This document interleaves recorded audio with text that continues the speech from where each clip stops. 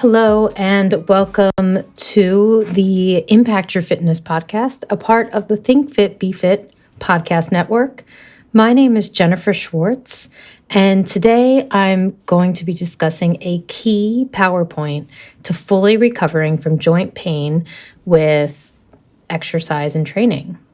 This is an important topic because so many people get stuck in a deleterious cycle of pain, tightness, and trying to exercise while also being cleared by their physician or their physical therapist for exercise. So it just feels like a dead end. And I meet these people every week through this podcast, through Instagram, and through my work at the studio, Impact Your Fitness in Alexandria, Virginia. So I'll start this episode, a very important episode, by saying that the human body is both complex and miraculous when it comes to muscles and movement. It's complex, meaning there are many systems interconnected and working with each other all at the same time, more than you'll ever know.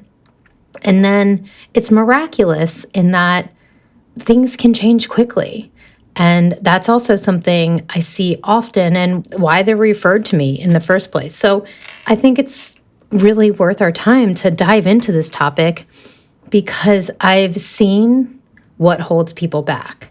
So this is my attempt to both raise the collective knowledge of how to make this full recovery and really go beyond this painful stopping point for so many people, and also educate some of my clients, especially the new ones. I want everyone to accelerate and really experience their physical potential and experience actual progress instead of just guessing. So with that, I'm going to start this by saying hope is not a tactic for fully recovering. So I don't have this fuzzy feel-good tip for resolving pain with movement. I think that's why my clients work with me in the first place and that we get results. I don't sympathize with pain.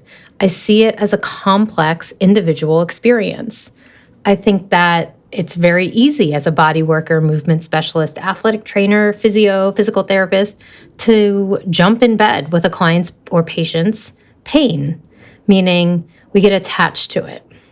I believe this is not an efficient way to help people and that it may create stagnation in the process. So, and here's the antithesis to that is like when the body has the right stimulus, things can change very fast. So why get attached to this pain? Or I ask my client, can you detach from this pain? Can you recall a time where you felt that healing and fully recovering was and is actually possible for you? Because I see it transparently and I want to share that vision with them. So that's such a PowerPoint, you guys. I'm so excited to dive in, and spend the next 10 minutes or so getting intimate in this subject with you. Well, I'll start with something unfortunate, and it's an unfortunate common theme that I've witnessed in the past 11 years of helping clients overcome chronic injury, chronic tightness, and reoccurring joint pain with movement. That theme is that it's difficult to not focus on pain when it's present with movement. Think about that for a second. It's really hard to do. The alternative to that, which is just like rub it off or shake it off and keep going, is also not that helpful, although it can be like helpful from, obviously from time to time, just to keep the body moving. That can serve its purpose as well. However, skate past that, and I want to hone in on this really extremely unfortunate thing where pain can get worse when we focus on it. Research has shown that the way that we think about and pay attention to pain can have a significant impact on our experience of it. When we concentrate on the pain, it can feel more intense and prolonged. This is because our focus increases the activity of pain signals in the nervous system and activates related emotional and stress responses, which can amplify the perception of pain. So I mentioned a few things in here, the perception of pain, and that it can impact our experience of it. So let's just step back for a second and think about the idea that pain is actually made in the brain. So perception and experience are very individualized. And that's a really important thing to know if you have chronic tightness and chronic pain. And that's also why random advice on the internet doesn't work either, because it's so unique and individualized. There's this large body of research on the relationship between pain and attention or focus. So I can use the word attention and focus interchangeably for this body of work.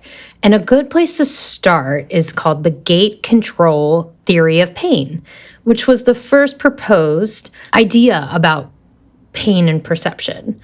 And that was back in 1965. So relatively not that long ago, right? So according to this theory, pain signals are processed in the spinal cord and can be modulated by other sensory inputs and higher cognitive processes, such as attention and emotional regulation. Emotional regulation is also a key point here. Another relevant study is the pain catastrophizing scale, development and validation. And so this was a 1995 paper, which investigated the role of negative thinking and negative thinking patterns such as magnification of pain, rumination, helplessness, and the helplessness on the experience of pain. So feeling more helpless and ruminating on it is part of the problem, basically, is what I'm saying. So, man, I just have to take a breath there because I just feel the heaviness of this because I've witnessed so many people waste a lot of time ruminating about pain. Not to say that it's not real, but it's not always in the tissue. It's really in the brain. So it's actually a true statement to say that you don't have to have a tissue injury to have pain, and not all pain equals a tissue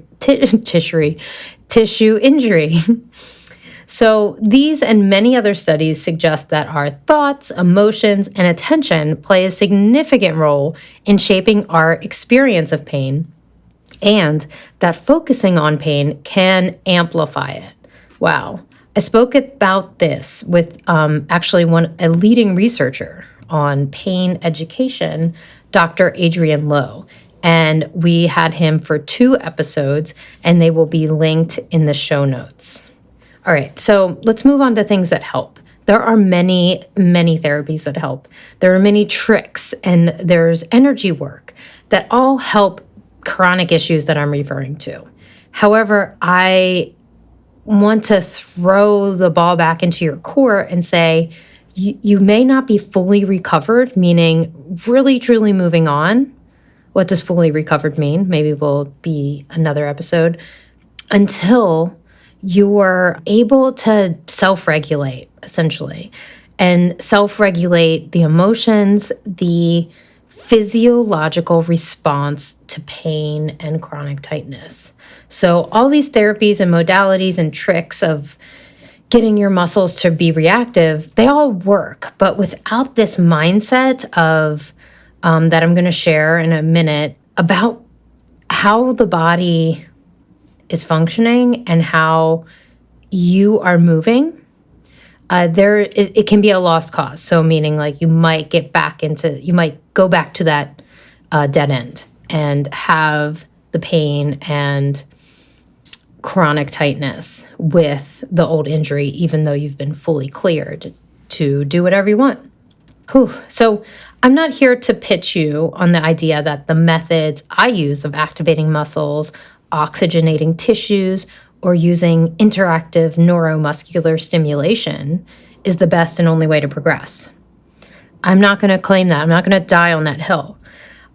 But I will say, without the idea that you are an observer of your body, that's the PowerPoint. And that's the key to progressing and to fully recovering. So this is something I share to impact my clients during the first phases of our treatment. And I build on it in this online course for rebranding and rebuilding your own exercise, to customize your own exercise, to be your own exercise guru. And you may have heard of being an observer of the body before. It's not new. In Buddhism, the idea of observing the body is a central aspect of mindfulness and meditation practices. The goal of these practices is to cultivate awareness of one's physical sensations, thoughts, emotions, and to observe them objectively without judgment. Without judgment, and worth repeating. In Buddhist teachings, the physical body is considered a temporary vessel for the mind and is seen as subject to aging, illness, and death. Okay. By observing the body and its sensations, practitioners can gain insight into the impermanence of all physical phenomena and develop a detachment from clinging to the body as a permanent self. So, does this relate to pain? I think so. In this sense, being an observer of the physical body can be considered a Buddhist thing, okay, as it's part to realizing the true nature of reality and attaining enlightenment. However, it's important to note that Buddhism is diverse and it has many different schools and interpretations. All these beliefs about associating observation may vary. But with that said, I've witnessed clients with long-term discomfort in their back and hip practice Buddhism and not be an observer of their pain in an efficient way. So you can't just have the Buddhist mindset and also simultaneous apply it to your pain if you don't have the education about pain to apply. So it's part spiritual, it's part enlightenment, right? It's part thinking higher and bigger than oneself. And it's also part intellect, right? And that's what this podcast is all about. So meaning, this can create its own circles and cycles of chasing pain around. And if you don't understand these education points. So I've also taught this concept to athletes that are attempting to resolve ongoing muscle tightness and mobility issues. Golfers especially benefit from this knowledge as it will help their swing immediately. And that's so fun to work with. Golfers, athletes, you're welcome in my practice because you're fun to work with because the changes they're fun to watch somebody have these moments of observation outside themselves, see their body in this 5D kind of way, and then, change and feel their potential and see them apply it, right? So examples of body observation that I really like, and then we'll talk about my specific way. So breath work. Breathing is a gateway to learning about something difficult and moving through discomfort. The ice bath is also a brilliant way to learn about, working through difficulty. So breath work is intimate. You're watching your body breathe. And it's inside your body. That's what I mean. It's intimate. It's internal. And breathing reflects our mindset and the state of our nervous system. So if you're not okay sitting with yourself, there's something there, there's something to learn and observe. And, it's all about pushing past the perceived limits through focus and patience and dedication. So this can all be trained in breath work or an ice bath. An example of not observing the body. So this happens in the fitness industry all the time. Trainers, educators do it. They're especially bad at it. They focus on one system for the specific exercise. Classic example is cardio exercise in the 80s. They wanted to help people improve their heart health, but instead drove them into the orthopedic office with joint issues. And that's because they saw the benefit of cardiovascular aerobic exercise for one system and then started to apply it to multiple things. So, not apply it to multiple things. They just thought that was the one way to go, right? It's just one system. And there's multiple systems. This is all interconnected. So I just fumbled there a little bit. Anyways, exercise is typically a prescription of force and time. It's really nothing more if you think about it. All the things within that are very detailed and complicated, but if you really think about exercise, it's a prescription of force and time. So if we focus on one system's response to the exercise prescription, we're just getting a contextual view. And so it's just like I'm stretching my shoulder to release my type trapezius muscle, upper shoulder muscle. And that's the only thing you're focusing on. So it's very contextual. You're like, oh, that stretch is good, that stretch is bad. I promise you it's much more complicated than that. So here's the helpful view. Here is the helpful observation tactic. It's really viewing your body from above. So it is kind of taking from that Buddhist practice of seeing your body and how it moves in planes and in space. And then, so having knowledge about the planes of motion and rotation and bending and forward and backwards bending, it's an interesting way to look. So it's like you can be in this space by watching exercise from a bird's eye view, essentially. That's the first step, is seeing the exercise in those types of components and pieces. The second part is to then have your map of your body, like looking from it at like a map from above, third party, not from the inside. And using segments, move segment A to segment B. It's called approximating. So in our studio, we do this with the pelvis and trunk.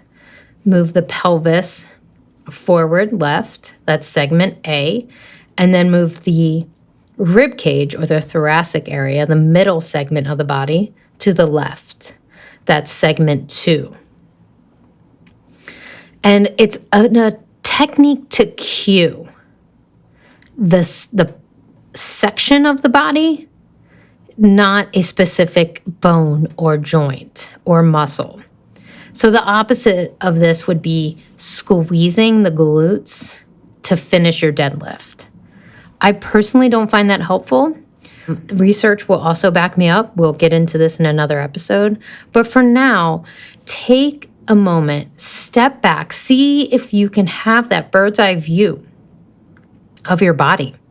Be an observer of your body. And see if you can go into segments. I teach this in my exercise course online. And it is simple, I think, but it does take some uncomfortable, out-of-the-box thinking to get there.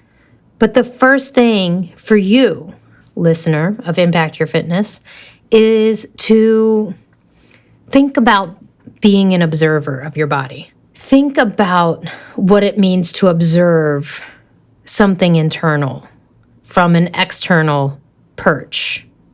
That's my challenge.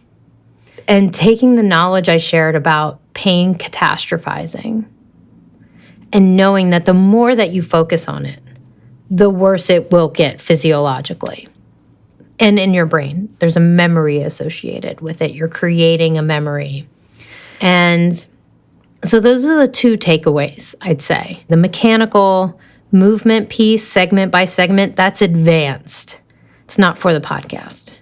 What is for the podcast is to use the science of pain to impact your fitness.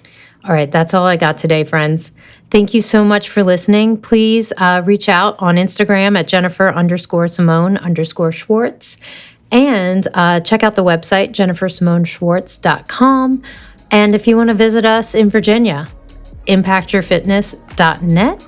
I can't wait to hear from you. Have an awesome week.